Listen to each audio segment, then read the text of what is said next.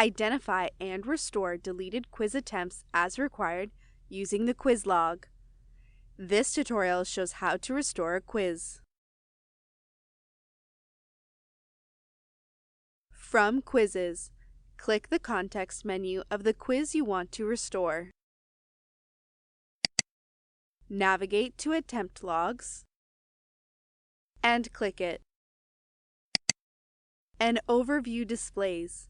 Here you can filter by quiz entry, quiz completion, quiz attempt deleted, and quiz attempt restored.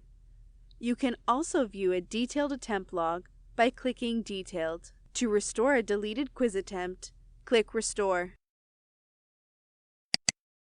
Navigate to the restored attempt. To view your restored quiz attempt,